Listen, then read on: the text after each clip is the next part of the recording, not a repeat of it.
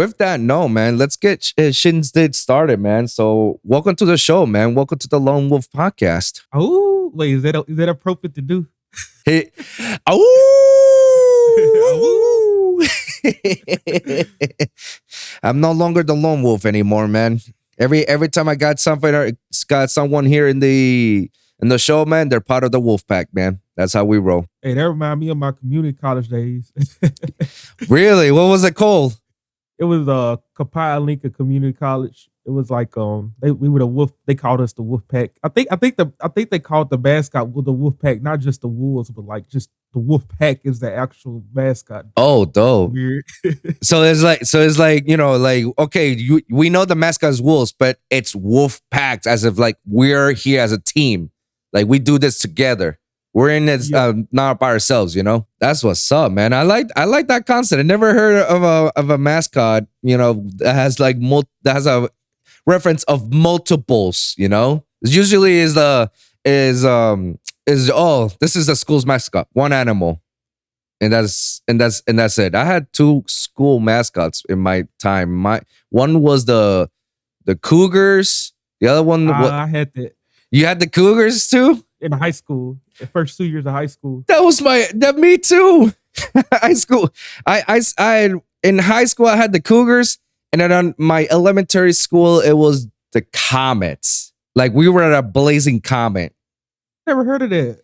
Never heard of a comet. I'll tell you that is the wildest mascot you can ever possibly hear about. Because like, why a comet? Like, did we just like obliterate shit all around? Like, I don't know, man. I don't even want to find out why we had a comet, man. It made no. By the way, it made no sense either. I was born and raised in Puerto Rico, and I went my whole life into an American school that's set in Puerto Rico, and that American school was known as the Comets. Okay, cool. Like, and then you got other schools in Puerto Rico, which is like so stereotypical. Like even me myself, I'm like, wow, I can't believe we actually have mascots like that. Very stereotypical, like stereotypical as if like there was a school that I know that it was like food wise, it was like the rice and beans of the school. I'm like, wow, okay.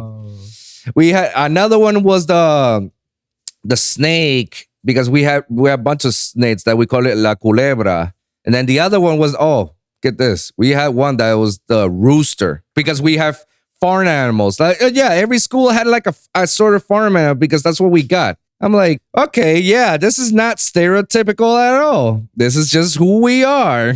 Yeah, no, like it's fun. Mascots are fun. Yeah, I guess. Until they start going with the woke shit, and then all of a sudden it's like, hey, yo, we might need to change this. We might need to change this. It's like, I don't know, man. It is what it is. But let's not talk about mascots. Let's talk about you and you only, man. I like this whole Vtubing thing that you're doing right now. This is dope. Yeah, I'm trying something out new. I've kind of had the idea, like before. I kind of wanted to do it in another project, so I wanted to kind of have like, I kind of wanted to do a hyperpop project, like a collaborative project before. But it never got off the ground. I kind of talked to it with a friend. But I wanted to do like a hyperpop project, like have my friend kind of be more on the visual video editing side, me be on kind of like the music. Have a girl that's like on vocals and like can be like a VTuber. That's kind of what I had in mind before. But you know, I feel like it's cool kind of how these things evolve and how I kind of integrate some stuff. Like, I like certain like VTubers and stuff, just random people like freaking degenerate Nux Takus. A lot of these VTubers are degenerate. I'm gonna try to keep it like PG-13 for the most part. But hey, I ain't gonna shame the hustle. I mean, that's pretty cool. I mean, like I told you before, I've never heard of this whole VTubing concept. Until I started looking at YouTube and saw people doing the whole VTubing thing. I'm like, holy shit, what is this? This is some next level. It's like they don't need to see your face. They just see your avatar, and that's how you are. The cool thing about the avatar is that you can customize it however you want it. Right. A lot of them have a dripped out, pretty intricate designs, you know, just straight drip earrings and like hair can like move around and stuff like that. Mine's pretty simple. I'm probably gonna update mine to get my eyes to move. So basically, Right. what I found out, my eyes are under the helmet. It's like a helmet added to it. Yeah. So Yeah. my eye, I didn't even realize I had eyes under there until like I used this other app that basically then spun me with the helmet on. I'm like, oh, I got eyes under it. That's why it doesn't move. But I'm probably try to get that like updated when I get to it, when I can raise some money for it. That's dope, man. So did you actually started like going VTubing first and doing streaming stuff through game platforms, or was it the music first and then you just incorporated the whole VTubing into your own persona? So the music came first for sure. I've been making music for about 10 years. I used to have I would say it's kind of evolved. It's like an evolving alliance, I almost say. Because I started out as this guy named DJ Mike CW, but I went ahead and kind of kept the logo, but changed the name into MikeSh. And then I've kind of gone with MikeSh to kind of go into like this melodic, heavy sort of sounds inspired by A&Rs. I remember when A&Rs came out and stuff, like when he was real, like I think I remember him like under like right under 1,000 followers. I remember when he had under 1,000 followers, and I was like, it was real cool to see him like integrating that sound. It was like, okay, that's kind of like what I would do if I put a Vocodex on a bass or something like that. So I tried to emulate that for a while with my Vocodex and trying to like, get into other offshoots of dubstep like Tear Out and stuff like that recently. Oof. Or try to just hustle but have fun, Yeah. Damn, bro. I mean, I absolutely love it, man. As soon as I found out you and heard some of your songs, I'm like, holy crap, this shit is fire, man. And what you got yourself coming is an amazing concept. Correct me if I'm wrong, but I don't know anybody who's in the bass scene right now who's doing what you're actually doing right now. Like the whole, yes, I'm a bass producer, but I do this as well, and I'm incorporating this as well. Like the whole VTubing thing, I feel like you're the only one, unless you know someone else who's doing this. You're the only one. I think Jasmine does it. The other bass initiative winner, I think. I think she does it. JVZ men, like it's spelled Jasmine with a V. Oh, yeah. She does it. I don't know. She doesn't seem to like. I don't know if she like makes it into like the same thing. She doesn't do. She does. I think she does like gaming, streaming, and stuff like that. But I don't think she's like incorporated into like her thing, into her like whole persona as a bass producer, And I know some other ones that do like tutorials. They just do like tutorial videos with the model. But yeah, I definitely wanted to. I kind of want to go into like. I kind of want to be like the Yummy. I kind of want to be like Yummy. I don't know if you ever heard of her from Ocean World. It's like YAMEE. I think I might be spelling it wrong. But I feel like I have heard of the name Yummy, just not very too familiar. But I'm pretty sure I have heard the name. I just had a revelation. Okay, so yeah, that's like so it's spelled different, but it's supposed to sound like yummy. Yeah. So like, that's smart if they did that on purpose. I might be just looking stupid right now. I don't know, but nah, that's fine. but you should definitely check her out. She's kind of like hip hop. I want to say hyper pop, but it's more just like trap with Vocaloids. And it's really cool. She had a live show in Atlanta and freaking Los Angeles. Yeah, Atlanta, Los Angeles. Good hip hop spots, I reckon. So yeah, they had fun with that. They basically like it was basically this one guy, he has kind of like 3-4 personas. And it's a guy, he has a friend that does like a lot of the visual stuff. He's more like, he comes from like the hip hop beat making world, I think. And but he kind of made his own personas, got his Vocaloid things going. So he got his 3D models up in the screen and stuff. Everybody's singing along. It looks like a good time. So I kind of want to rip off the vibe. So imagine doing this live. Like, this is like, there's only one person that I know that has come close to VTubing in a sense, and it's probably Skrillex when he was on Yeah. his mothership tour. That you know that he was all dressed up, and then you see behind the screening on the LEDs, and you see him like going like this, and then there's like a humanoid figure going like that as well. Yeah. That was probably the only person that I know that has done or attempted to done some crazy shit like that, you know. So it Yeah. would be dope if I see you on a live show and then you bring this whole VTubing concept as well on a live show, and I feel like people would just go ballistic about it. Yeah, I definitely want to get there. Right now, it's probably just gonna be kind of just set videos and stuff, Mm-hmm. kind of like a normal DJ, but you know, it'll have my model in there every now and then. Yeah. But that's like a later goal for sure. I think, you know, hopefully one day I get to do a headline tour. I ain't trying to be too big for my britches, you know. I'm just trying to Yeah. be hopefully get there someday and bring my homies with me. I don't like, you know, I feel bad sometimes. I feel like people Mm-hmm. kind of judge me or feel like resentful that I have some things coming, and I feel like and it's like I understand like something because I get jealous too. So I get jealous. You know, I got Mm-hmm. jealous with seeing a lot of my friends come up and stuff like that. But I definitely want to wish them well. I say, hey, sometimes I had to say like, yeah, I'm jealous, but you know, I wish you well, and you know, I'm gonna keep trying to support.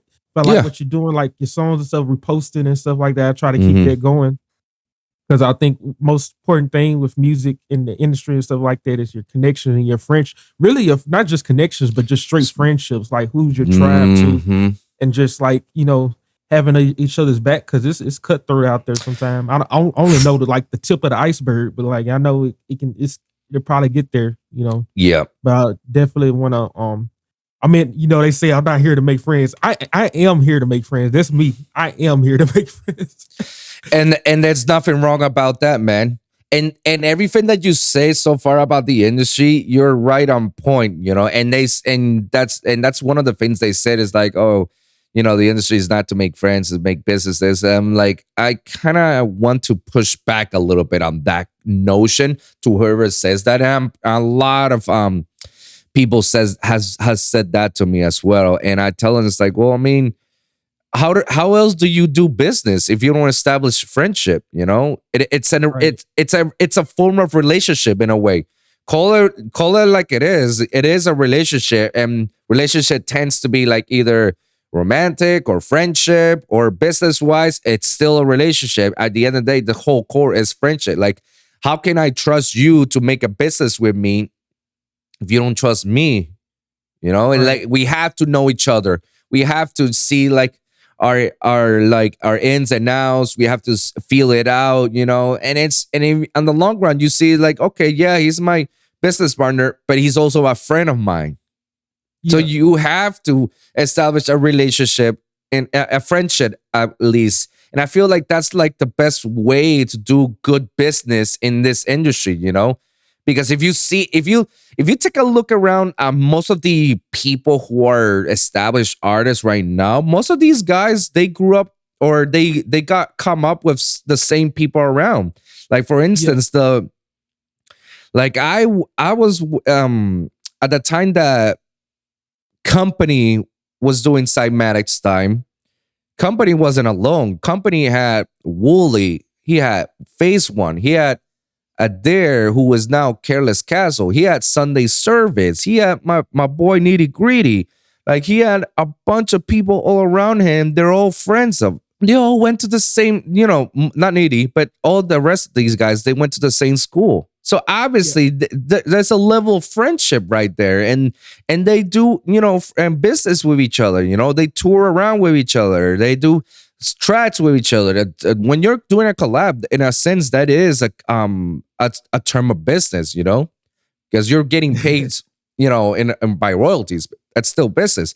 Yeah. But for you to make up that business, you have to be friends with it, right? Or just, you know, sometimes their initial like, hey, let's make a collab is like the testing ground, so to speak. Like, hey, can I trust you? Or, you know, I'm sticking. I wouldn't say it's that like riskier to like that, but you know, it's just Mhm. like you getting to know a person. Sometimes you get to know kind of a person and you think about their music a little different when you actually do a collab and like, okay, because I had this guy, he was a friend, a local from New Orleans in Denver. He kind of goes through the two, but I think he's gonna be pretty big, make a name for himself. I'll go ahead and shout out Gorilla T. Like, shout out to it. I want to know him. Gorilla T. I was working on a collab with him, and it's just like, when I started, I had to think about, okay, what makes this music work, because it does, he does have a good his music does get a good crowd response. So I had to like think like, how can I match that? How can I not take away from that? How can I add to that? How can I build up to that? And so it's just like kind of centering the collab around that, like his best qualities, and how can I bring out my best qualities and stuff like that. And like it took we started it sending back and forth, when like kind of the slow point for like a couple months, but like when I got it to this last point, I was like, okay, that like it came out pretty good. I'm really excited for wherever that finds a home. But yeah, it's just nice. I think it's real fun to like work with different people and learn people. Absolutely. It's like a puzzle. Like, how can I make this better? Absolutely, bro. Absolutely, man. Because that's one of the cool things about, making collaborations. I mean, the few times that I ever done it, it's only the few, because I feel like sometimes I'm a bit impatient, and I don't want to be on someone's ass all the time to ask them, hey, did you did the collab? Have you worked on it? What's the status of it? I hate doing that, bro, because it's like, if you're a grown man, like we're doing a collaboration, you should be as excited as I am to do this, and then come to find out that, like, oh, you haven't even touched or even opened the session. I'm like, so what was the whole point, But the few times, I will say that few times, like I've done with Needy and Big and Slim and Infinite and Mantake, those times were like very memorable, because I never thought that whatever I had can be bigger than what it should be. Like those times I thought, I was like, I feel like I made it big. Like this is a banger. Oh, and if he's gonna jump in, it's gonna even get it better. When they jumped in, I'm like, what the fuck, bro? Like, like what the fuck? Like I thought I had it here. No. I had it here. They just put it right there. Like what? Like what? I didn't even know you can even go further beyond. Plus Ultra at that point, like I'm literally shocked of the collabs that I've done with these guys, and I'm like, what the fuck? It's fun. Oh, absolutely. I like when people can take your like sound design and like do like a whole different thing with it, like recontextualize it. Like I didn't know you could and I guess that's the beauty about doing the collaborations, is the fact that your mindset was in a certain way, and then when you give it to someone else, and someone else just like makes it like that, your mindset is like, I would have never thought about that. Damn, now I want to sound like that all the time. Like shit. It's one of those great moments when you're collaborating with someone, when you got something, and then all of a sudden it feels like, wow. Now, have you ever done a lot of collaborations lately, or you're just, starting off with people? So I've done about 2 or 3 collabs like this year, like working on them at least. Probably more than that. It depends. Sometimes it even depends on what you call a collab, because I did stuff at school too. I did like, the vocal. Like, I don't know if you heard the Beneath the Mash remix, but that was kind of like part of my senior project at school. Oh. Yeah. So I've worked with like some of my classmates, some of my internet friends and stuff like this. Some people I met at shows and stuff like that.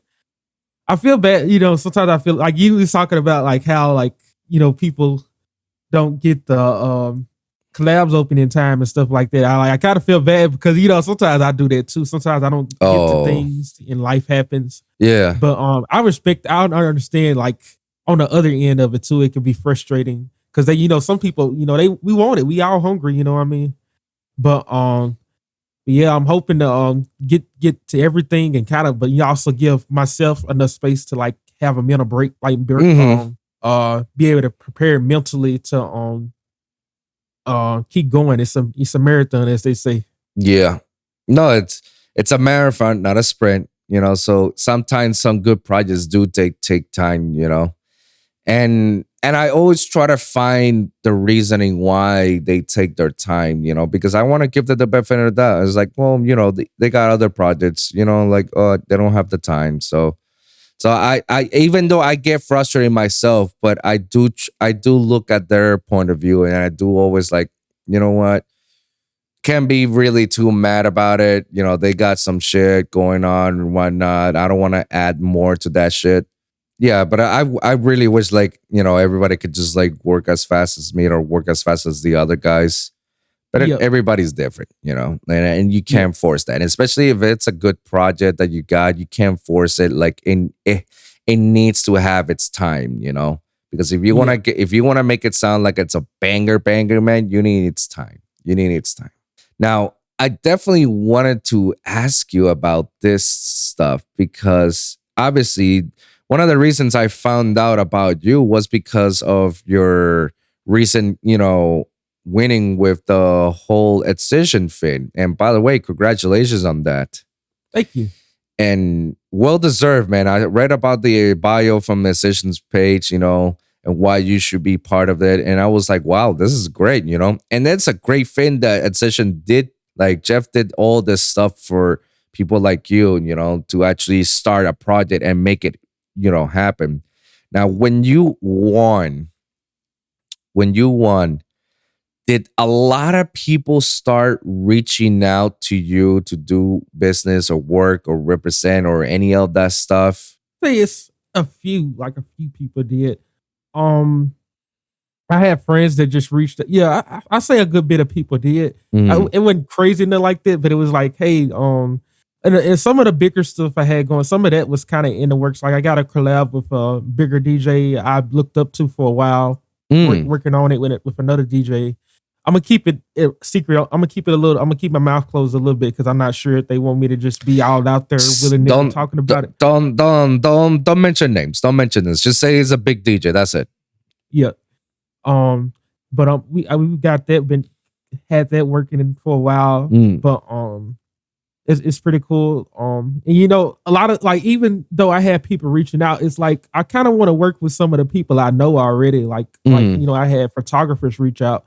A lot of photographers reach out, and I'm like, I'm not knocking the work either. But it's like I had a friend that asked me that I know, and it's like, yo, I know this guy. I know his work and stuff like that. So it's like, but yeah, it's I say it's been pretty exciting. I feel like I don't know. I can't read. I don't even know where I'm going with this thought. Yeah. Well, so like, and the reason why I asked, because because this has happened to a few homies of mine, that and especially to me. The reason I ask is because there are times in which you're trying to reach out to somebody, right? And you're done everything in your power, and you want them to look at you, and they don't look at you. And then when you all of a sudden someone takes a big leap at you, in the case of Excision, they take a big leap, and then everybody knows that you're involved and stuff. That's where it's like, oh, hey, man, glad that you reached out to us, and you're like, yeah, like, bruh, I've been reaching out to you guys like for a while. Now you respond. Now because Excision put me on the map, because I won, now I could actually get all this, fancy smashy stuff. Yeah, I totally get that. Yeah, I get that for sure. Like, I mean, sometimes I've had that kind of thoughts myself, or even if I hadn't reached out to people, it's probably, I don't even know, that's probably worse. But like, I've kind of developed, like, I can ask for stuff sometimes, but it's just right. Sometimes I just know it's not like, sometimes I don't take the risk like I should, I think. And I get a little, I have, what's the word? People don't like rejection. People don't like to be rejected. But sometimes you just have to grit your teeth through it. Sometimes. I mean, I know it's rough. Like, I'm big on like psychology and mental health. Oh, but freaking I don't know. Rejection is just one of the things. Sometimes I think with me it might be, I don't know. It's just one of the things. I'm not big on it, but it's just one thing that I feel like I have to get kind of desensitized to it sometimes too. Mm. It's hard when I fall off that bicycle of like dealing with it. You know what I mean? Mm-hmm. I feel you, man, and I experience rejection on a weekly basis, man. Like if you have any idea, um, how many times I try to reach out to artists, whether of all sorts of levels, it doesn't matter. It could be like an established artist, it could be a low, up and coming artist, or it could be like in the middle ground. If you have any idea how much rejection I get, that you'll be surprised how I'm still Yeah. nonchalant and cool about it. I can just like absolutely Yeah. before like I before doing interviews and whatnot. Absolutely, I hated the notion of rejection. I hate when labels rejected my song, even though my song is like it's good. It fits your needs. Like I don't know. After that, I was like, you know what? Fuck this, bro. Like I'm gonna do this on my own, man, because I'm gonna get rejected all the time. I might as well, breathe with it, and do Yeah. something about it. So what I do is like the way I look at a rejection is like that's fine. A door closes, another one opens. Yeah. And sometimes the door that opens is the better door. It just presents yourself, So that's how I look at it right now. Rejection, especially now when I'm trying to ask for artists and content creators. Who else did I get rejected? Oh yeah, like fucking promoters, like labels, agents, and representatives and managers. I get rejection all the time. I'm like, damn, bro. Like, I'm just trying to give you a free interview. Yeah. A free exposure for yourselves. That's all I'm trying to do, and have a sit down with you, and it's like, all right, bet whatever. I don't sweat about it because every time I get those rejections, something great happens, and something did great happen after like 20 rejections. I get like three different acceptance saying like, yeah, I'm down for it. Let's do it. I'm like, well, fuck yeah. Yep. That's all I need. That's all I need. 3 out of 20, that's fine by me. That's all I care, man. And I keep it going. I keep it going, man. I'm not stopping, man.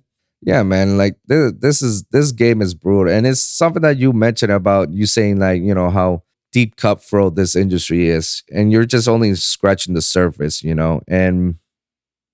and this is like one of those times in which I try to guide people like you as much as possible and let them know just like keep an eye on this, and Yeah. try not to do this or that because I've gone through I didn't touch the water. No, I've gone through the ocean and roll with the ocean.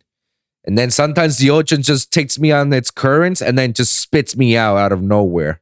I've gone through a lot of shit, man. Like you would not even believe. Like, in fact, I'm gonna give you this opportunity. Like, ask me anything about the industry, anything that you want. Like, it don't matter, and I'll give you a straight answer about it. What you think about shit? Now it went out of my head. So did you work? So did you work as an artist, or were you like involved in like management or something like that?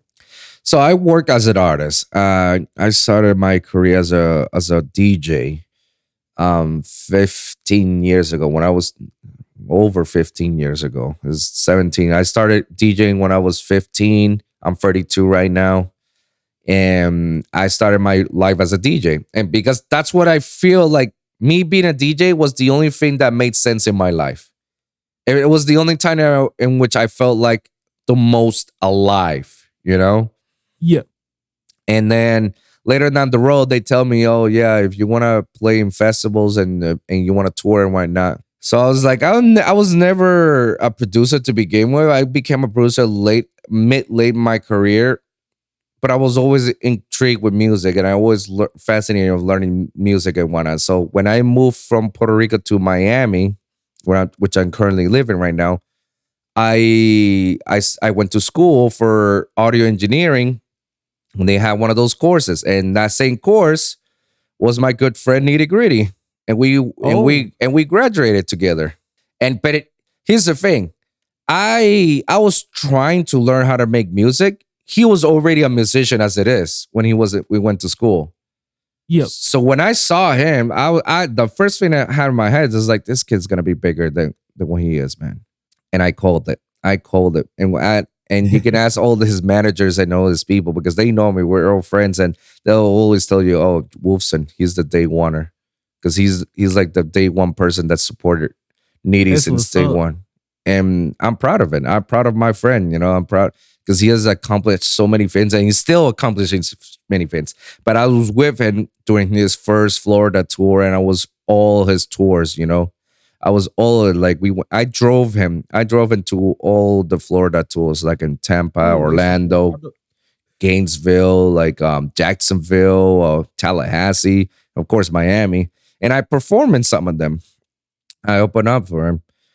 But I was just basically a producer. I started my career as Wolfson the producer, and I've been at it for quite some time. And then I took a hiatus. Because I was going through some mental shit. And then luckily I met my fiance. Shout out to my girl, and I met my fiance. I was much more open with my family and with my friends. I started, to play Yu-Gi-Oh! Competitively. That shit make me happy. I went to Comic Cons and shit. And yeah, I just did stuff that makes me happy. And then because I was doing stuff that makes me happy, I went back and forth to music once in a while. And that's how my collaboration with Infinite and Mantic came about. And I can't wait to release it, man. Like, I can't wait for that song to be released. But even in the midst of all that, that's where I found podcasting, because I feel like podcasting was the only thing that made me happy versus making music, which is wild to me, because I actually like the touring. I like the DJing. I like the making songs with people and whatnot, or releasing on my own. But I felt like it was a constant pressure because I felt like I had to please others instead of pleasing myself. So because of that, I had to take a hiatus because it was not making me happy at all. And which is wild because I wanted it to make it happen. I really wanted it. But was it at the expense of my mental health? I was like, nah, I can't risk this. I can't. But this one thing I get concerned too, because but I get scared because I get like, I work right now. I'm working kind of a crappy job. I ain't gonna say what, but I'll just say it's like kind of, I'll just say retail. Retail. I've been to retail, physical, lifting stuff and moving stuff at retail. Like, I'll just say that much. And it's like, I don't want to, like, it's kind of like, I want music to be like, I want to enjoy music, and I do enjoy it in pockets and stuff like that. But I also feel like I try not to like sit down too much. And I'm not like just, I'm not a bootstrappy guy nowadays, especially. I used to be sort of like, you got to pull yourself up the bootstrap and keep going, and the shonen tropes and stuff like that, which I think could be good in certain doses. But I feel like sometimes our like American as a culture kind of like pushes that too hard because we need mental breaks. We're human. We need, sometimes we need help. We need that like help, like Excision. Like I needed that help. Like I can't say I'm self-made. I can't say it's all, like, at the end of the day, like I'm glad, like, I can say like, hey, I had help from a friend. I can say this person did this person did that. Like, it wasn't just me. And I, sometimes I took breaks in between. So I definitely want to get better at that. Like, even today, like I usually produce every morning or do something, record a video. I'm trying to get into YouTube now. But like, even after this podcast, I'm gonna try to chill today before work so I can like have some time, some breathing room and stuff like that. I agree. And it's always good to have that mental, breather once in a while. It's good to take a break for the pause for the cause in a way, because if you just keep going at it nonstop, it's gonna affect you negatively in a way, and most of the time that's how you get writer's block. Because of that, and because you're on that slum, your creative juices as not being creative, and I completely understand you on that concept, because I know what it's like to work at retail. I used to work at Sports Authority before they ran out of business, which is why I was laughing my ass off when they did. but I know what it is to feel working at a retail, and I also know what it is to work on a shitty job. My previous job, before the one that I have right now, I used to work on the weekends, 12-hour shifts. Oh man, what's that, FedEx? I don't want to call it out, but I was just like, who does that shit? I don't know other companies who does that, like the 12-hour shifts. I know mine was because I used to work in a club/hotel. Gotcha. And I was the engineer, the audio engineer for that. Well, but my title was everything on that. You know, my title was, I'm a stage coordinator, I'm a director coordinator, I'm a audio engineer, I'm a lighting guy, I'm an LED player. I could be the DJ as well if some of the DJs are not coming. Somebody needs to cover that, 1 hour before somebody calls. I have to be the dancer liaison, taking all the dancers from the green room to the stage. I'm also the artist liaison.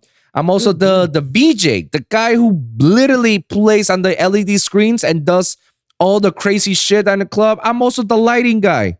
Like the lighting guy that does all the crazy gnarly shit in the lights when there's the club's going hammer. Like I did everything. My job was just audio visual, and I ended up doing mostly everything. It was completely exhausted, bro. And it's 12 hours, 5 to 5. 5 p.m. to 5 a.m. every weekend. So imagine having. If I mentioned, go ahead. No, so I'll finish. Imagine like literally working every weekend, Thursday to Sunday, going on a 5 to 5 shift, and your days off are Monday, Tuesday, and Wednesday if you're lucky. Yeah. So I imagine that your only days off is those days. Is like, all right, let's go do something, and everybody's like, nah, we gotta work next day. Yeah, that's the rough thing. Like it's a give and take too. That's one thing I like the idea of having 3 days off, but I do on my weekends though. That's the thing. It's a hard thing to like bargain for right now. Yeah, bro. But even then I get a lot of weekends off, but like at least I work from 2 to 11 on most days. But if I work on like every now and then, I remember that first day I worked. It was my first day working. Yeah, I had a show that night in like the town or whatever, the city, and Memphis. I work in South Haven, Mississippi. Oh, okay. I had a gig in Memphis that same night, so it was like 2 to 11. I was working 11 till 11:30. I drove over there, and 12 o'clock I had to play the show. Yo, that's some level of commitment. That's what's up. And I had to drive an hour to work too that day because I wasn't like I hadn't moved yet. I hadn't moved closer yet. So like yeah, it was a rough time. But I was like, I'm here. I'm gonna fuck shit up, as they say. Yeah, that's what's up. Holy crap. Hey, I commend you for that, man. Good. Kudos for you to do something, man. That's called commitment, man. And I like that. Because holy crap. The only time I've done something wild like that, circling back to my boy Needy, we went to Orlando for him to play on a show there in Orlando. And our tour manager at the time, he was telling us like, we need to go back to Miami like after the show. I'm like, the fuck you mean we have to go back to Miami? Like, what are you talking about? It's like, no, because I gotta go wake up and spend time with my son, and then I gotta go back to work and on the studio and this and that. I was like, dude, okay, okay, all right, I bet. So you're telling me I'm not gonna drink that night? You're telling me I can't drink? I have to be the designated driver? It's like, well, you sign up for this. It's like, oh my God, Mike. So we literally did the show. The show didn't end until 2 a.m. That's where everybody started kicking out, and then it's like, all right, we stayed for Orlando a little bit just to eat something, and out in my head I was like, all right guys, time to go. And it's like, no, relax, Wilson, let's get something to eat, let's just chill and relax. I'm like, it's like, okay, cool, but I just want to go home now. I want to go home. Let me tell you, because they were all giddy up and they were promising, it's like, no, it's okay, Wilson, don't worry, we got you. Like, we'll switch turns. We'll switch turns. Like you'll take an hour, I'll take an hour, he'll take an hour. It's like, all right, you know what? All right, bet. Bullshit. I ended up driving the whole fucking free 4 hours. Oh my God. These motherfuckers, the moment we landed on the car, we started laughing our ass off. And 20 minutes later, all three of them started sleeping. My tour manager, Needy, and Shindo. Shout out to Shindo. He was in the bad seat. They started sleeping. They were knocked the fuck out. And I was like, are you fucking kidding me? I'm the one who has to end up driving. What the fuck, bro? 5 hours. No, bro. I could barely do 3 in one day. I did it once, but I'd be miserable. I hate it. I hate the 3-hour drive. Yeah, bro. Here's the thing. I don't mind doing the 3-hour drives as long as I know that there's nothing that I have to do that day that requires me to I'll have to drive back again. That day, yeah, it's 6 hours in total that I drove. 6 hours in total. It's probably 7 because I had to do stops, to pick them up and then drop them off in their own respective homes. So I was like, fuck me, bro. And once in a while, motherfucker Needy goes wakes up and it's like, hey, Wilson, you all right? So I'm like, yeah, I'm all right. And he goes like, all right, cool. He goes back to sleep. I'm like, no, bro, talk to me. Talk to me. I'm falling asleep. I don't know what's going on. Oh, shit. Have you ever disassociated while you was driving? Been with me, I used to have, before I could even learn how to drive, I used to have nightmares that I was driving, but I didn't know how to drive. So I was driving place. I used to have big, not a fear. Yeah, I would say kind of a fear of bridges and stuff like that. Big bridges and big objects on the road. I used to have a bad fear about that. I'm a lot better now, but every now and then I drive in Memphis. I cross a bridge and stuff like that. Yeah, and it's just oh my gosh, it's a bridge. It's the big Bass Pro Shops and all that stuff. And it's what am I doing here? What is my life? Tell you what, I'm afraid of heights. And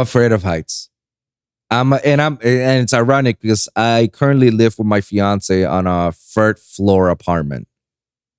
Damn. Yeah, I know. And in those situations when you say about the bridge, oh yeah, bro. I sometimes I don't think about it too much about it, but the moment I turn myself to the left or to the right that I'm in a bridge and I see any given time, this car can flip over and then I'll be down there. Yeah, I do get sometimes that. Yeah, and if I go, and it's either the bridges that freaks me out once in a while or fucking truckers, man. I hate. Oh, I was thinking about making a tweet just to be silly. Is it okay to be racist against freight trucks?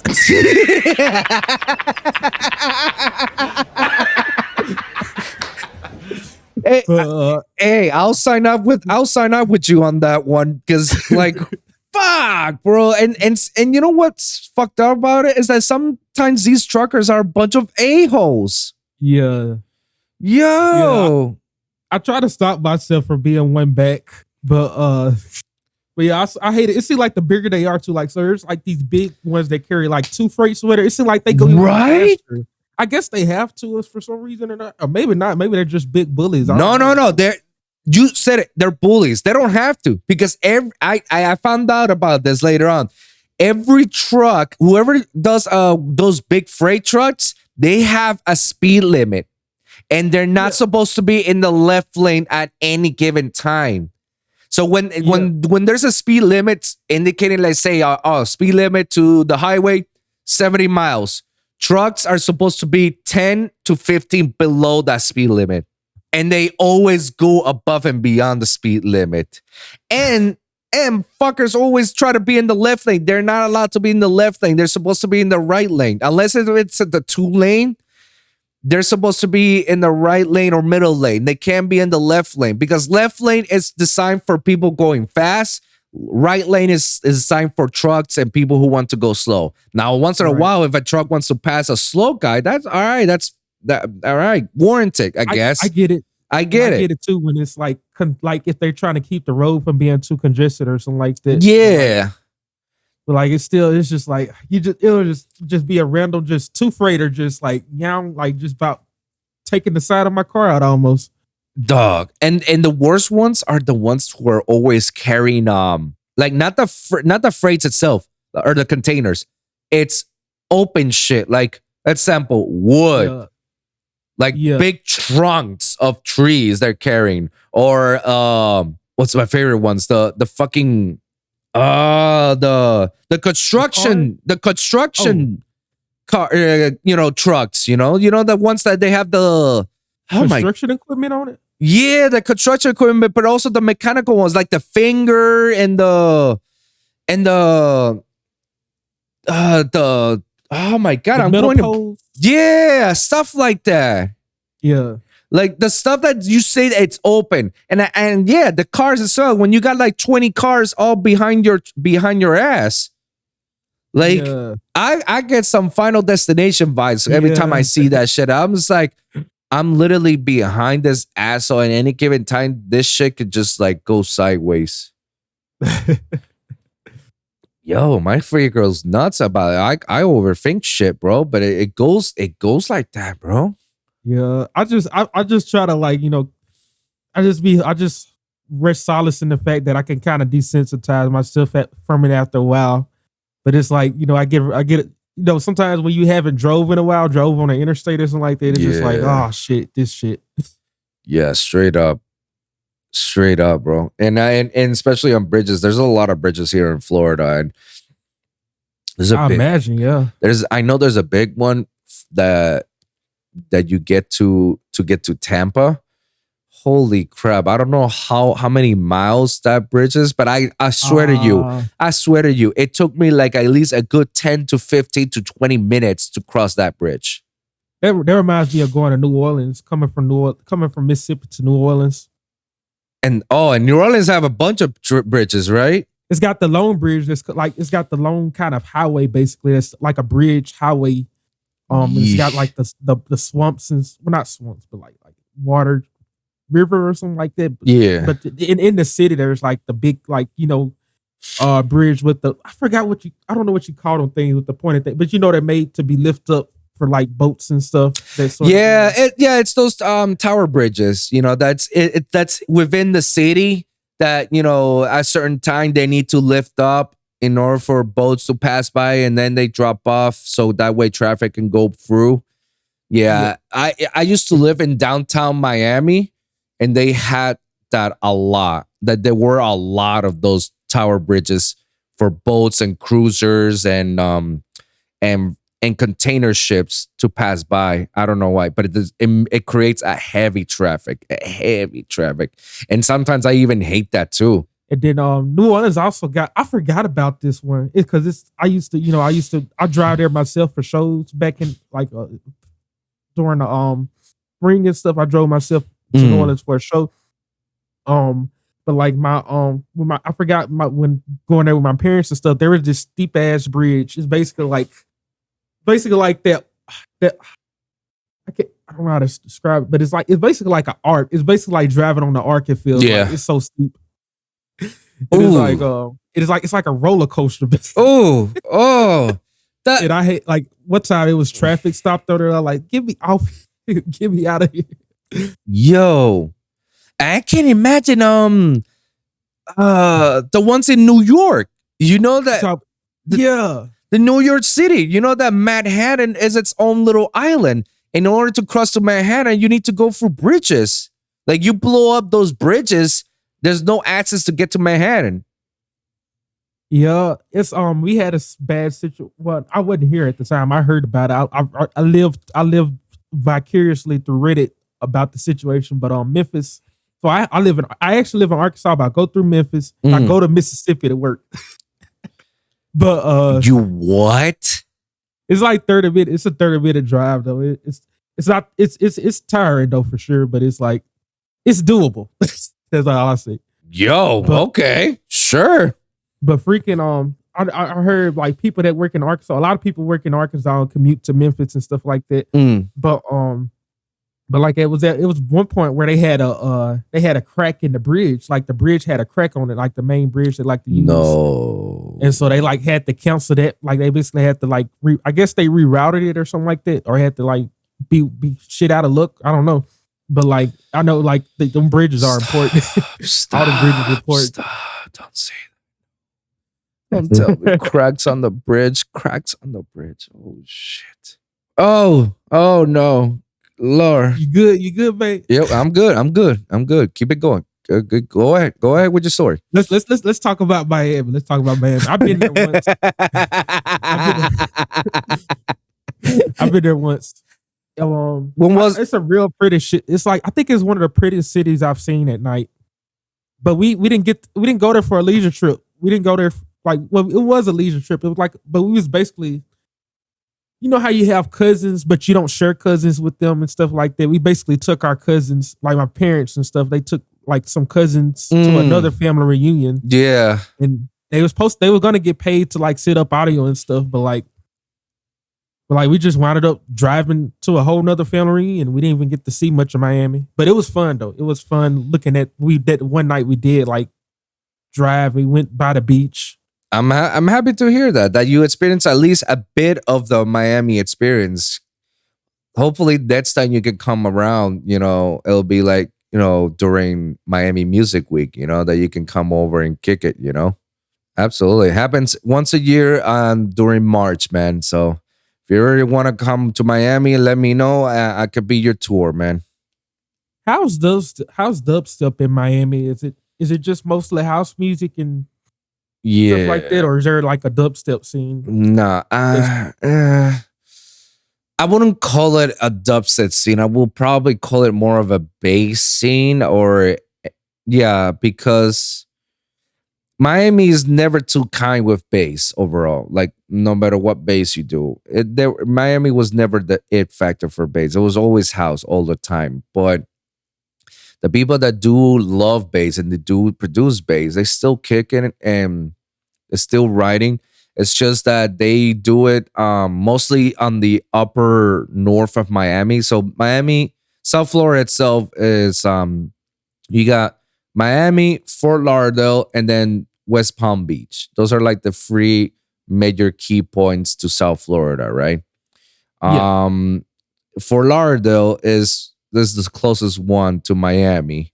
So a lot of people who are into bass or do bass shows, they do it in the Fort Lauderdale area. And they do all the shows from Fort Lauderdale. It's cheaper, and everybody who's into bass, they can go to those shows no matter what. It's just that Miami was never fan. And once I started to be a promoter back in the days, because I didn't know how to network myself with people, but when I became a promoter, that's how I learned that bass music itself was never a thing. And then when I started it became a thing because that was the festival trap era.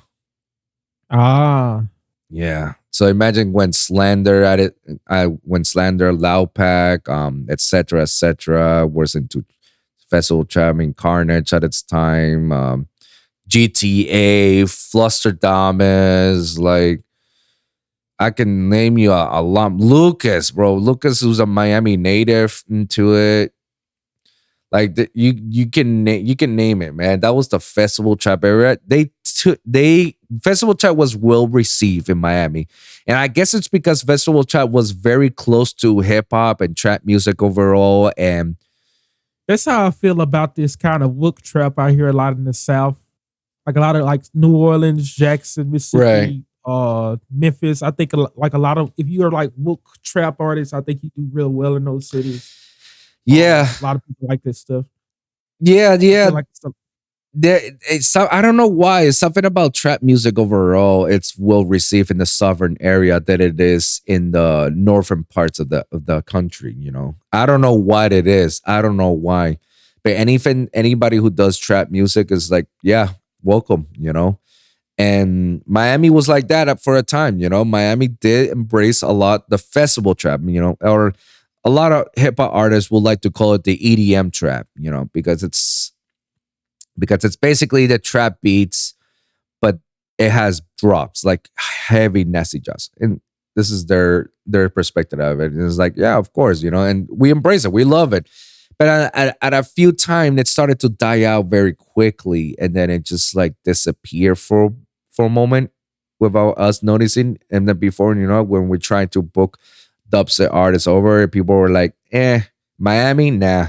Only during Miami Music Week. When it's Miami Music Week or Winter Music Conference in Miami, that's the only time in which dubstep is like, yes, let's go, because there's like a bunch of shows of various people who are trying to promote every day for the entire week doing dubstep shows. Like, for example, the Disciple Takeover, the Monster Cat Instinct, and then the shows that that I associate with some of the people that are doing bass shows. They're doing a lot of experimental bass, which is Gotcha. which is basically hybrid trap music, but much more bass driven. And it's not my cup of tea, but I fuck with it because everybody is embracing the dubstep out of it, and everybody involves dubstep into it. So it's like, all right, I fuck with you guys.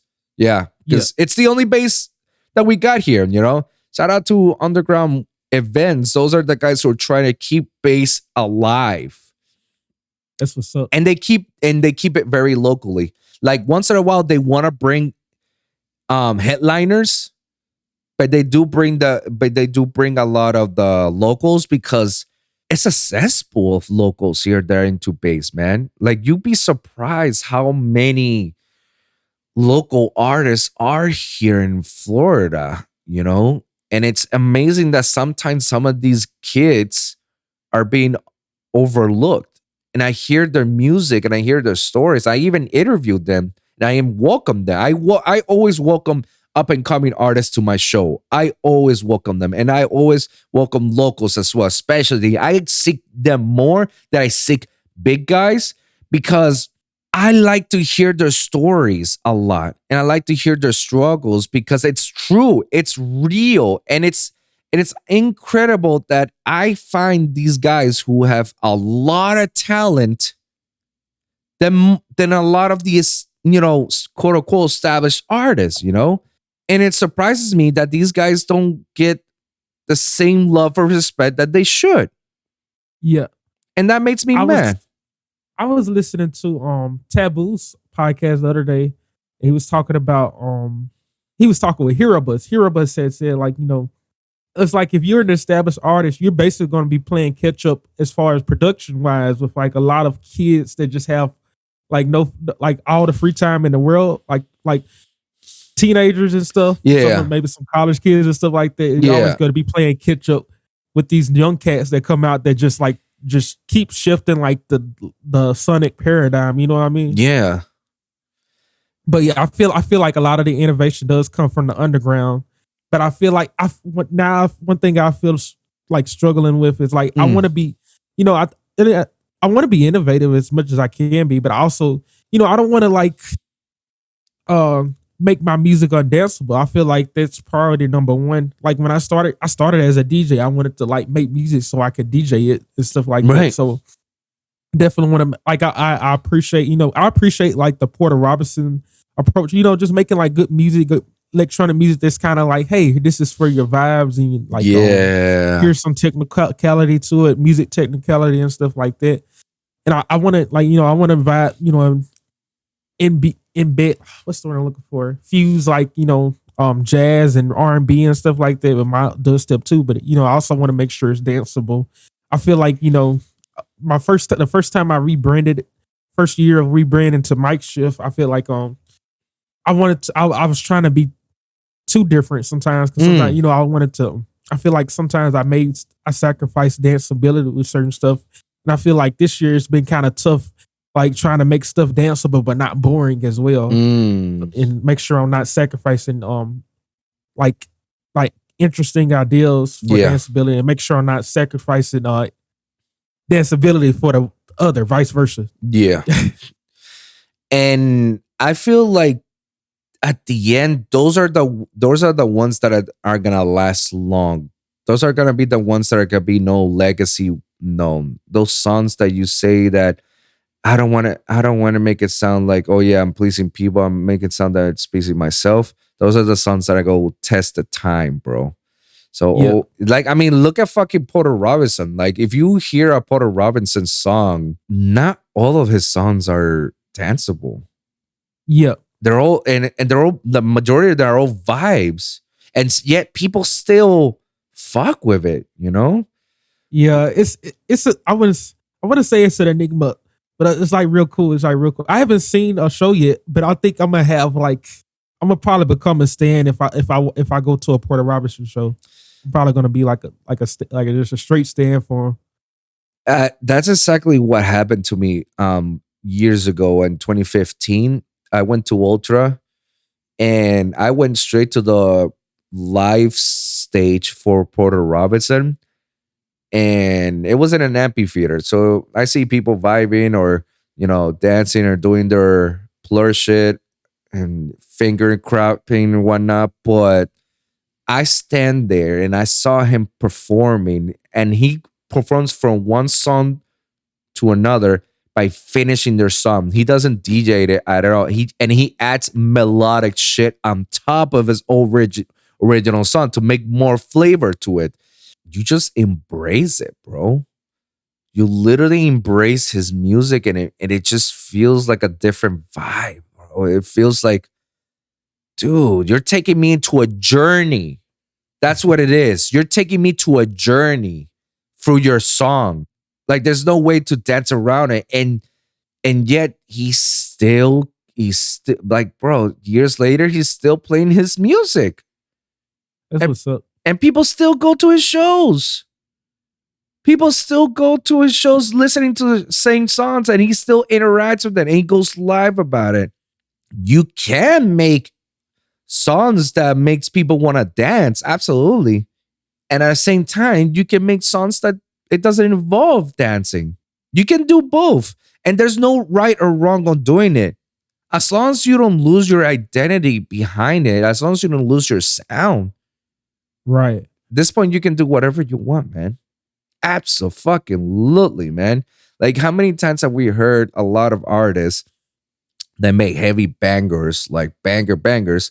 All of a sudden, you hear them doing a weird glitchy sound and a real glitchy song, and you're like, what the fuck? What is this? And this is not danceable, but okay, they did this. Like, if they did this, like, okay, I fuck with it. Like, perfect example, my boys Modestead. Shout out to Josh and Pat, man. They're one of their EPs. I think it was the beginning EP. The last song was not a banger. I don't consider it a banger, but I fucked the vibe of the song because it was just very experimental and very weird how to get to it. Because the first three songs, it was like headbanging all the fucking time, right? But then the last song is more like, all right, get the vibes, chill with it, And they still play that song during the sets. They find a time in which they play it around, and they just like, that's how we nail it. You just have to find the balance to it, You just need to find the perfect like medium for you to go ahead and do that wild stuff, But there's one thing I will tell you: do not, and I repeat, do not ever like question yourself on making a song, whether it's a banger or not. Like, no, make whatever the fuck you want, man. If that's what you feel making it, do it, bro. Don't let anybody tell you otherwise. Like, no, you're a bass, bro. You shouldn't be doing that stuff. Like, like, why? Who are you to tell me what I can or cannot do? If I tell you how many house songs I've ever done, you'll be surprised, And I'm more about a bass head, Like, look, dude, circling back again to my boy, and I feel like I'm his biggest simp. Jesus Christ, he's gonna laugh about it every time I call out his name. But my boy, Nitty Gritty, like, don't you think Nitty has changed the game overall for artists? Like, the fact that he started out as a festival trap when the era was around. Then he does dubstep. Then he does future bass. Then he does some pop. Then he does some reggae rock. And then he does some house. Then goes back again to dubstep. then goes back again to the future bass, then does melodic dubstep, then it like, dude, like even he has his own side project, side piece, and it's all house driven. Yet he's also nitty gritty as this, dub set, but also does house into his sets and does other crazy shit. That just tells you there is no limit to music or whatever you want. You do what you want. Right. Nobody should ever question you like, oh, you shouldn't be doing this. Like, no. If this is what you want to do, if this is what you feel like I want to do this type of style, and once in a while, I want to fuck with this style. Right. And you find a way to incorporate it into your sets. There is always a way. And my sets, bro, you think that my sets are all dub set? Like, whenever you get a chance, take a look at some of my earlier day live sets, and you'll hear I go dubstep, house, trap, dubstep, melodic stuff. Like there's beats and pieces out of it, and I make sure like it doesn't sound like, oh, it was all so sudden. Like, no, like it was meant to be. It was meant to be. After this song, I was putting you this house and you don't realize it. It's one of the cool things to do when you're a DJ and when you're, a producer, that you find cool ways to be creative and stand apart from others. Because that's another thing too. You want to stand apart from other people. You don't want to be known as like, oh yeah, MikeSh, I heard of that guy. He sounds like so and so. Like you don't want that. You want to know as like, oh yeah, shit, I heard MikeSh. MikeSh does this gnarly shit, bro, and then he does some other shit. Like, dude, the guy is going places. That's why you want to be well known about it. Known as that nobody can associate you with anybody. They can only associate you with you. I know it's a weird way of me saying it, but it that's how it's supposed to be, And I really like the whole concept that you're doing with this whole Vtubing, man, because you're incorporating things that people would not implement it, Maybe they're too scared to do it. Maybe they're like, I don't know, man. Like, or maybe they're like, yeah, but I don't want to. Like, but you could be the one MikeSh, the one that does this. The path that you're going is. I ain't gonna lie to you. I'm kind of nervous, like how if I can, like, I feel like, I don't know. I'm just nervous about like trying something different like this, so to speak. But at the same time, I feel like this is kind of what I want. I feel like anime in general. Like I tried to incorporate anime into my brand in other ways before. And I feel like a lot of DJs and producers are weebs. I think oh, absolutely. A lot of them. Like look at Must Die, bro. Must Die like is one of the biggest because all his songs are all incorporated with something anime related or manga related. Yeah, and Snails is also another person who's a weeb, like who's a nerd before this whole shit started. Like if you'd be surprised how many people like us that we fuck with animes and mangas and do some cool shit and whatnot. And sometimes some of my songs, when I name a song, most of the time I name it something anime related. Like Raph, if you have a chance, take a look at my song Raph in SoundCloud or in Spotify. Mm-hmm. I mean, it's a very tear out metal step track, but the name itself and the concept of it came from Full Metal Alchemist.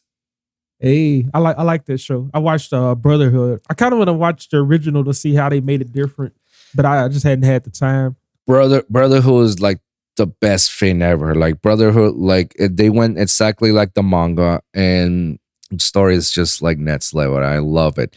When I watched the original all the way to the end, even to the movie Conqueror of Shambhala, I can see the direction.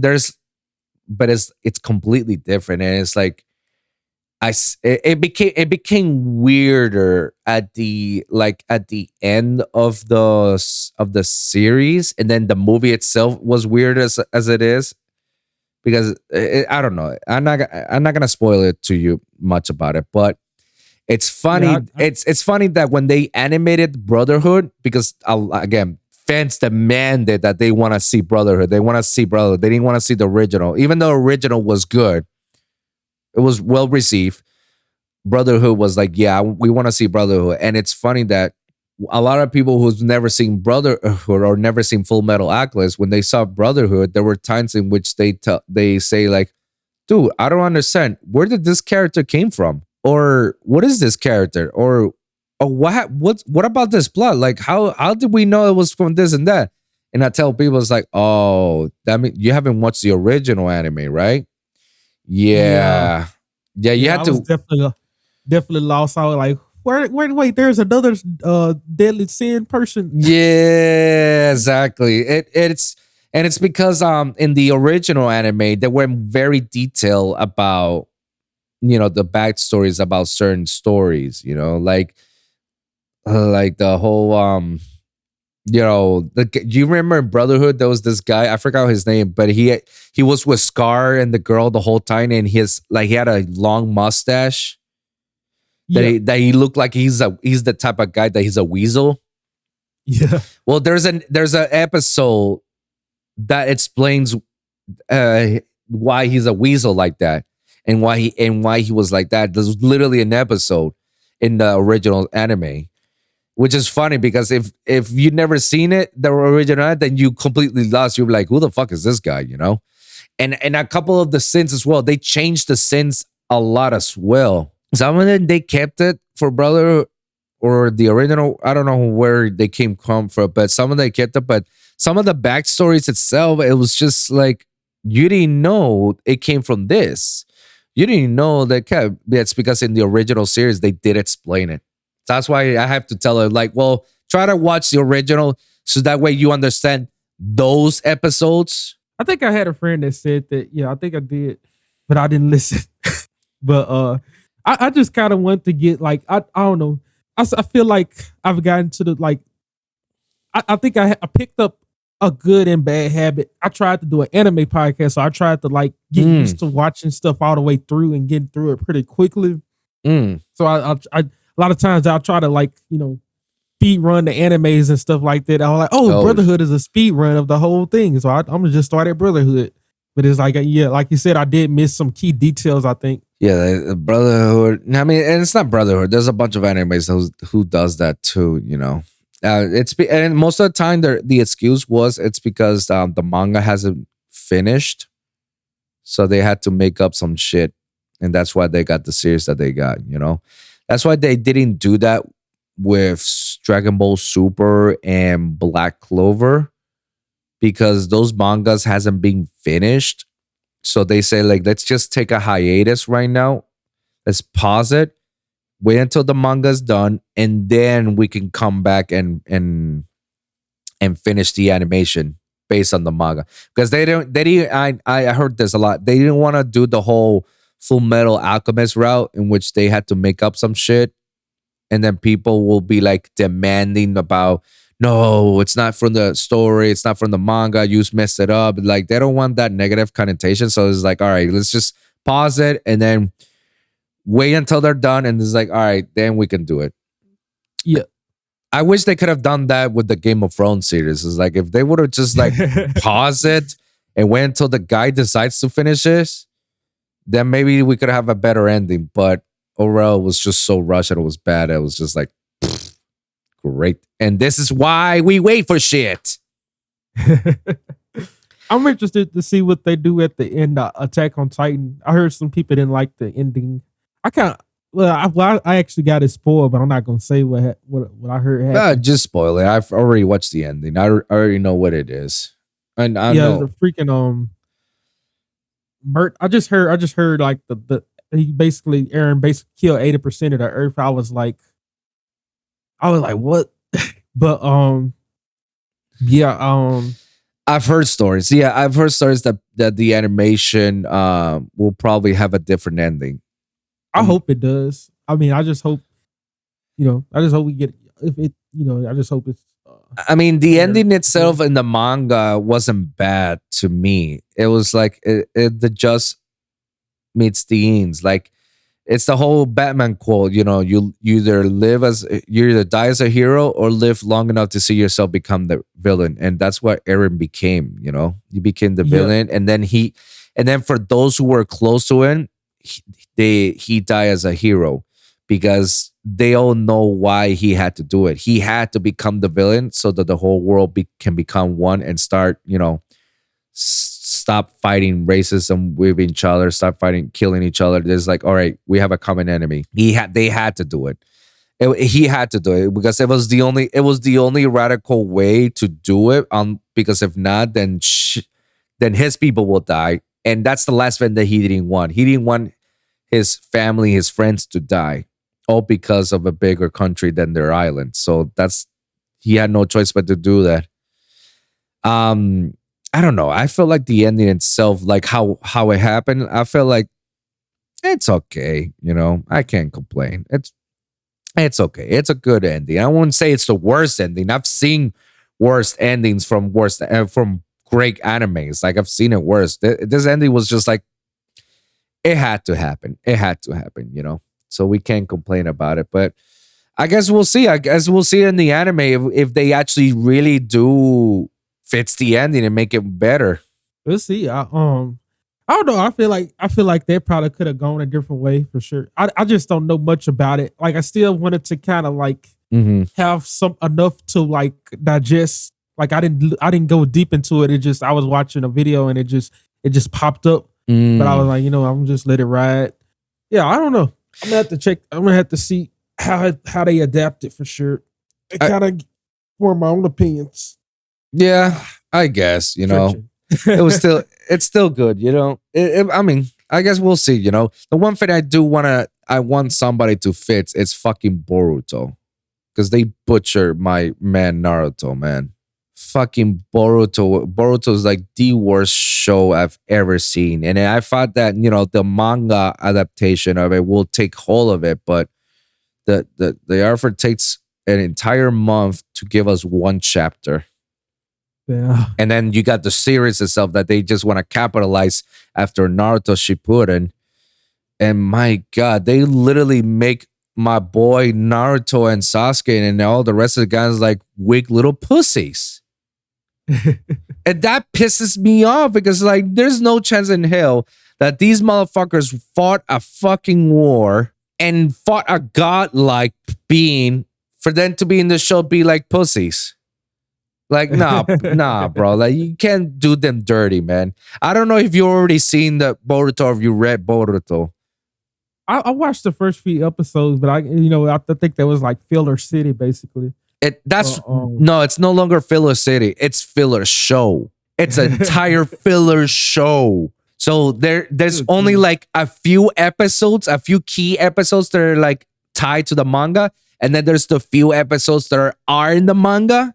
And then everything else is just a filler. Like they did the opposite of Naruto Shippuden, in which it was like a lot of episodes are from the manga, and then you got these few arcs that are fillers.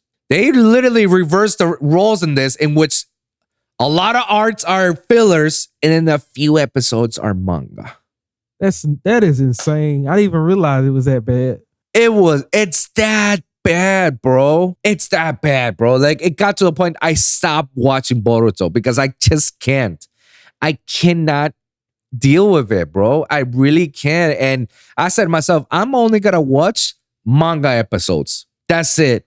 I'm not gonna, because everything else is just bullcrap, Oh, it's personal growth, and it's seeing how Boruto became this powerful as well. It's like, well, that's great and all, but don't do my man dirty by saying Naruto is the weakest person ever. Like, get the fuck out of here.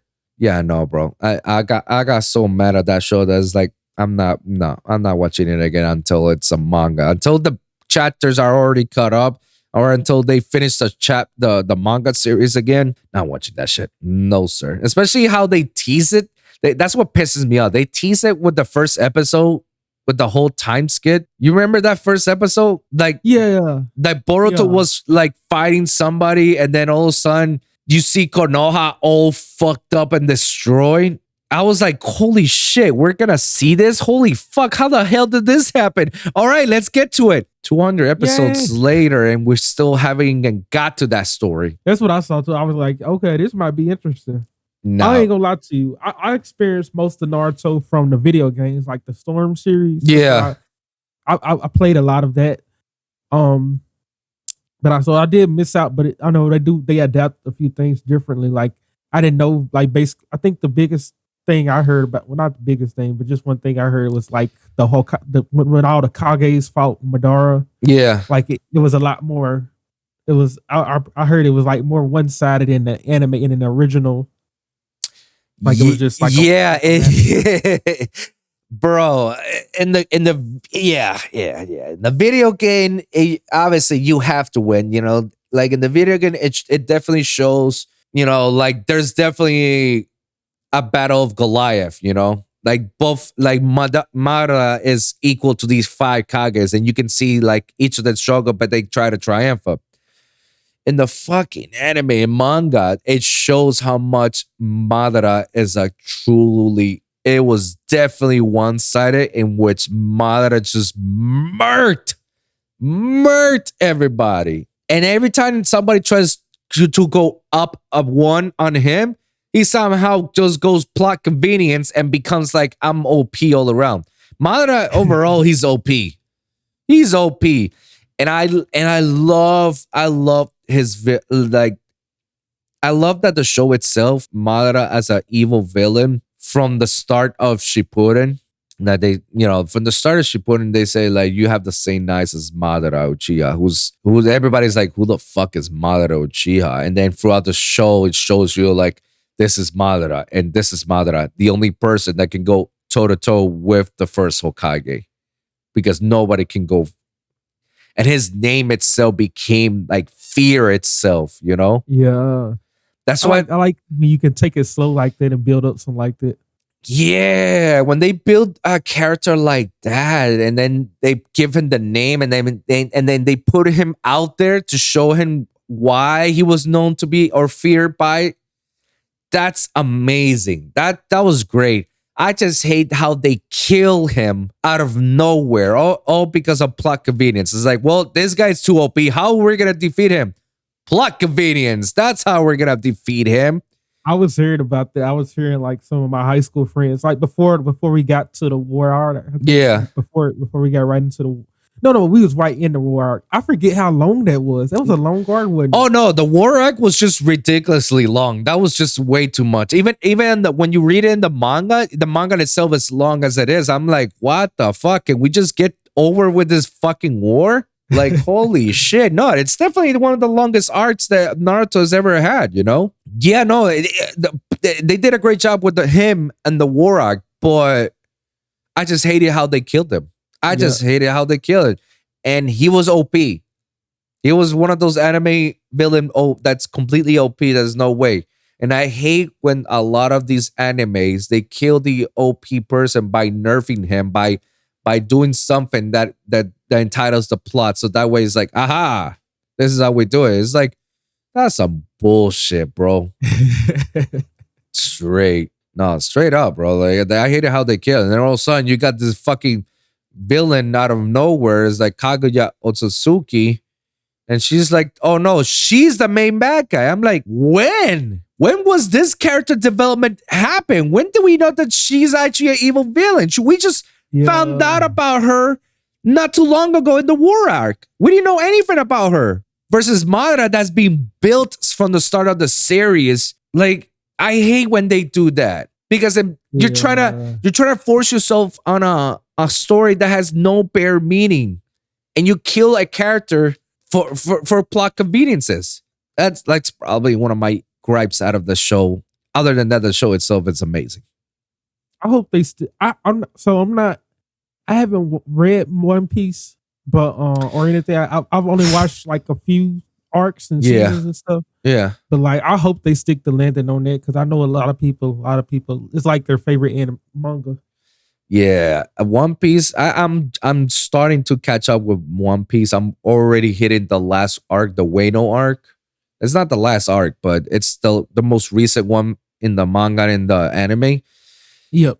I have heard that, you know, that the creator, he says that the ending is still the same. That he hasn't changed the ending.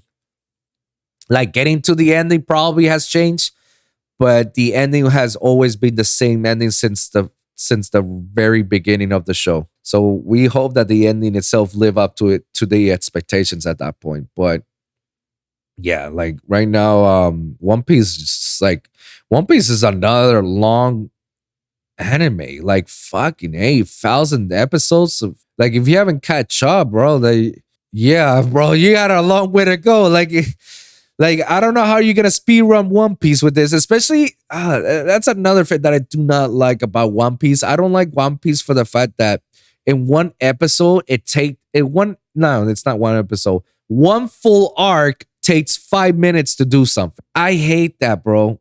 I hate because it's like, oh fuck, it's Dragon Ball Z all over again. They need to make a One Piece Kai. That's what I need. A One Piece Kai. I feel so too. I feel they need to make a One Piece Kai or a One Piece movies, like TV movies, like, skip all the bullshit and you got it right there. Yeah, that would be real. That would be clutch. They did one for Wapol, I think. I think they only did that one for the island, the snow island thing. Oh, I don't know if I haven't checked it. I know they did one previous than that, like in the early days when they were fighting against Killer Croc, like that whole desert shit. Like they did a movie for that because I bought the movie. I remember they did that, and they literally skipped the moment when they met Ace. They literally skipped the Ace part altogether, and it was straight to the source, to the main arc. I was like, wow, okay, well, this is the fastest way to do this. I wasn't mad about it. At least I got my ending. Like I was like, oh, there you go. They finished the ending. Perfect. This is exactly what I needed to know. Perfect. I'm done. That's it. I hope they could have done that on every other fucking arc. Yeah. They would have saved me the time. Well, I'm about to get ready to get some lunch. It's been fun, man. Oh, absolutely, man. It's been great, having a talk with you, brother. And I appreciate you coming over to the show, man. I really do. I'll say you this. 3 more questions and we can wrap this up right now, man. It will be nice and quick. This question, I ask this to everybody. Why is it that you call yourself MikeSh? Like, what was the origin behind it? It's very, I would say, complex, I guess. But I try to condense it down. I feel like that it has, I would say it has, I say branded meaning has a difference, but the me meaning has another difference. But I would say like MikeSh, like it comes from, well, I'll just do like, I say it came from 3 things, but I'll just say the one I try to like, I feel like satisfies me and would satisfy other people. Yeah. Not just to please people, but you know what I mean? Like I feel like. Yeah. Okay, so MikeSh comes from makeshift, the word makeshift. And I was just wanted to, I feel like when I got started producing, I feel like I didn't have like, the best state of the art equipment, or I didn't have like the best mentors on this and that or whatever. But I tried to make it work with what I had. So I tried to like, it's like when you have so I used my dad's computer. It wasn't no fancy laptop or anything like that. It was just like a simple laptop, barely. And then I had FL Studio. I had the demo version. So I would basically like, my dad would just let me keep the demo version up to do FL Studio. So the next he'll be at work. He'll have FL Studio running, slowing his computer. but I go back to the song and finish it. I didn't want to keep it on there for too long. He didn't want me to be on there too long. Yeah, with the projects and stuff. So I tried to finish songs as much as I could. I didn't have a lot of tools and stuff, but I feel like gradually I get different things. And I have, but some things I don't have. I found like a makeshift replacement for it, so to speak. So I feel like that kind of philosophy, kind of like doing the best you can with what you got, works well, like, or also just being kind of made of different parts. So that's why I got a cyborg.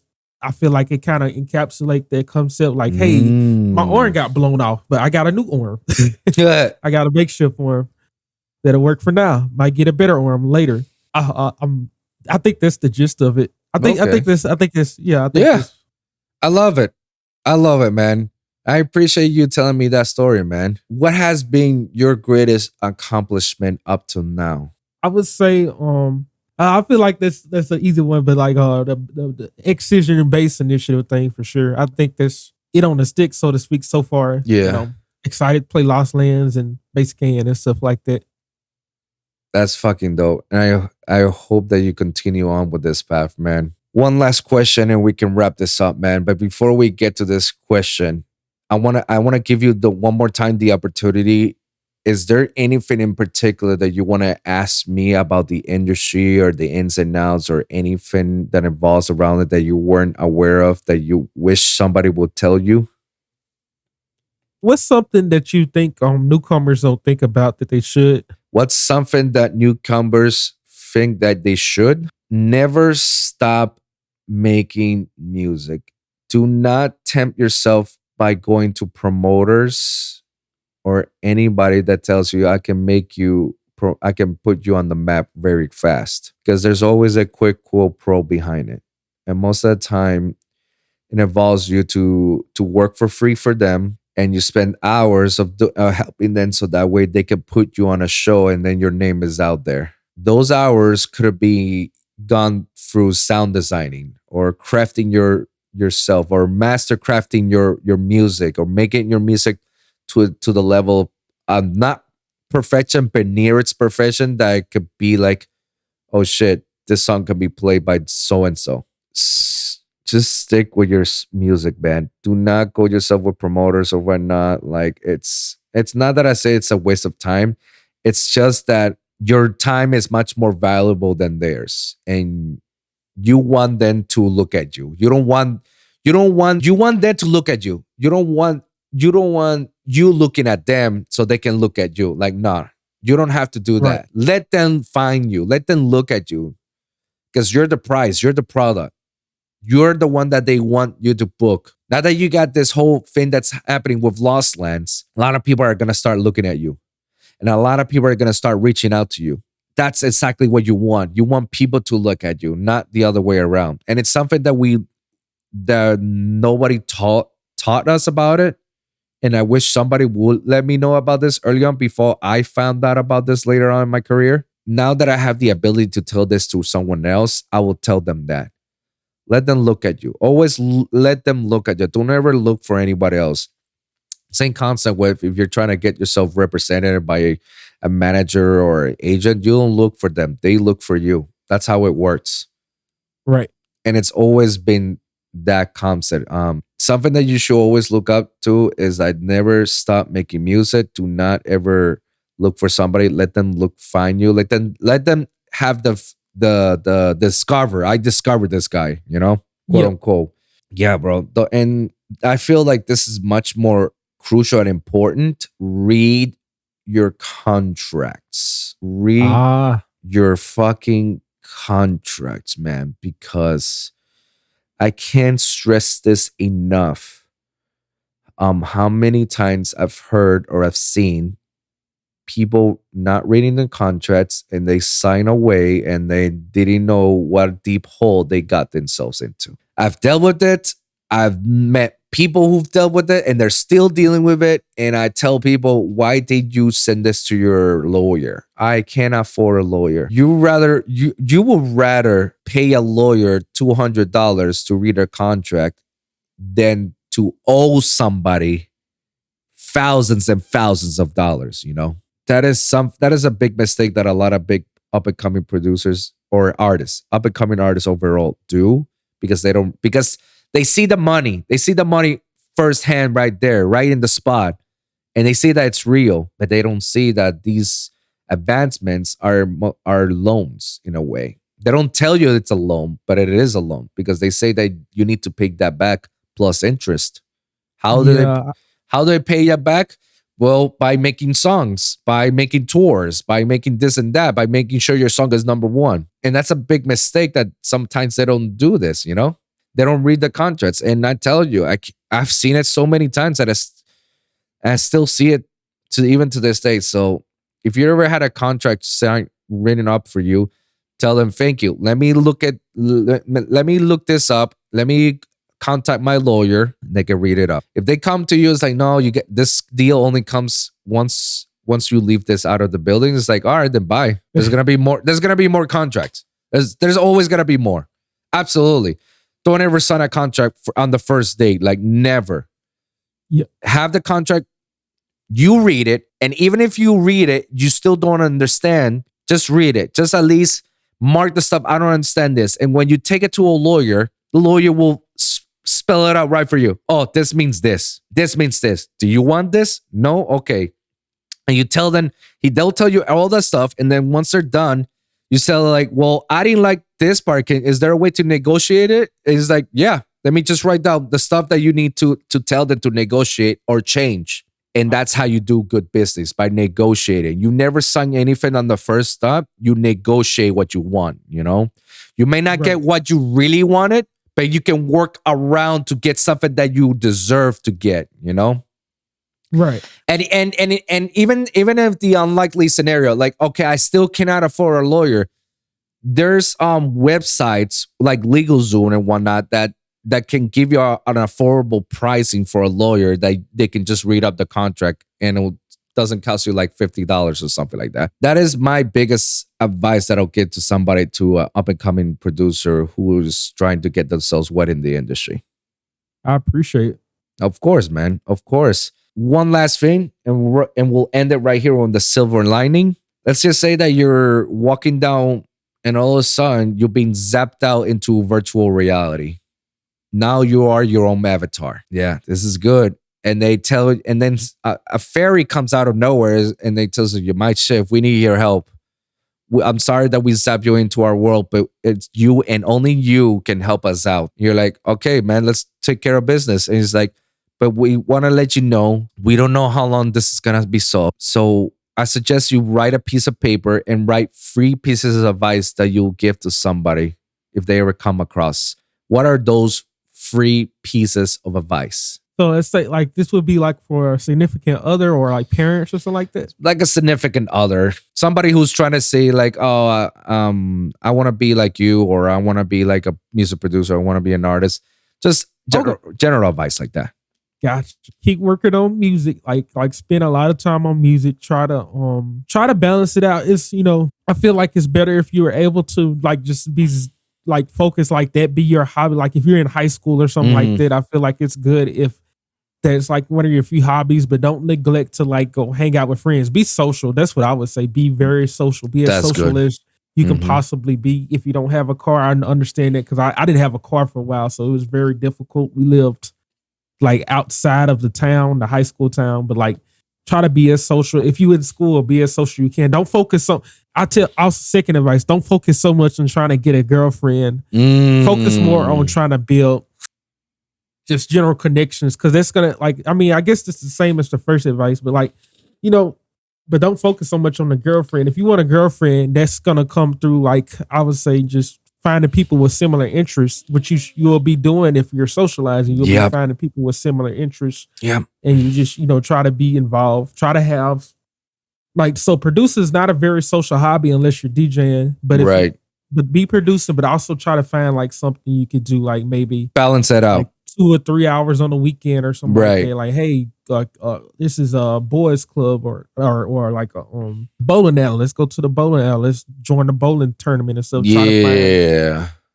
But it just get out there. I think all I can say, like work on music, balance it out, socialize. This my big advice.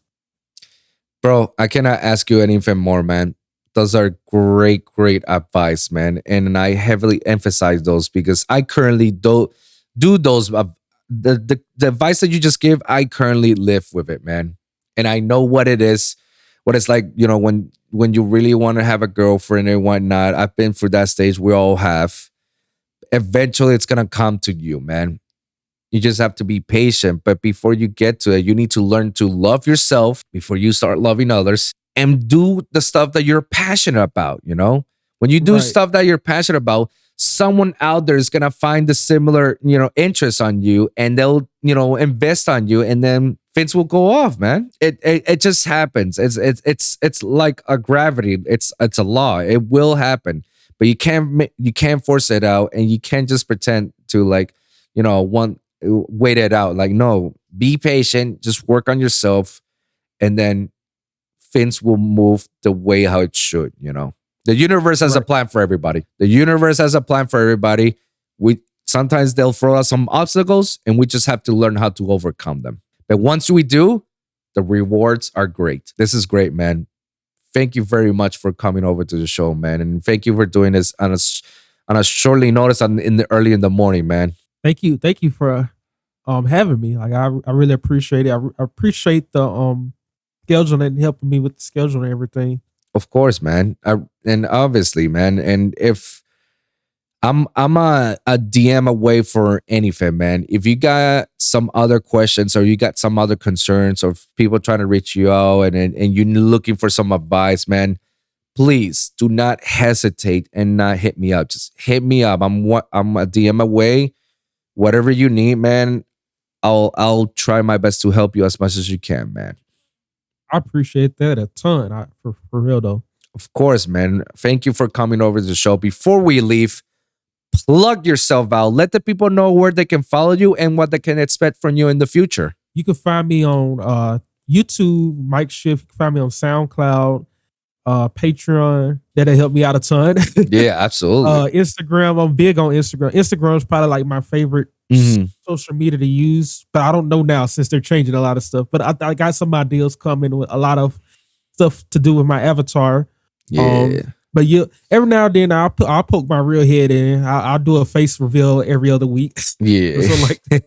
But yeah, definitely come see me at Lost Lands. Come see me at Base Canyon. Absolutely. You'll see, I have some videos. I have a video coming out today. Well, today's Monday as we're recording this, but it'll be out. I think that video and another video will be out on YouTube. So yeah, keep it locked on there. And y'all have a good one. There you go, man. There you go. You guys already heard it. Thank you so much, MikeSh, to come over to the show. And thank you guys for listening. Remember, every week is a brand new episode with a brand new topic. So always remember to like and subscribe for your weekly episodes at the Lone Wolv Podcast for SoundCloud, Spotify, iHeartRadio, and Apple Podcasts. And of course, the YouTube channel at youtube.com/The Lone Wolv Podcast. Okay. And that's with a V, guys. Remember that. Comment down below. Let me hear your thoughts. Share your experiences. If you guys got a specific topic that you want me to cover or you want MikeSh to cover, please let us know in the comments down below, and we'll do our best to cover on the next episode. So thank you guys for tuning in, and we'll see you guys in the next one. All right? Peace.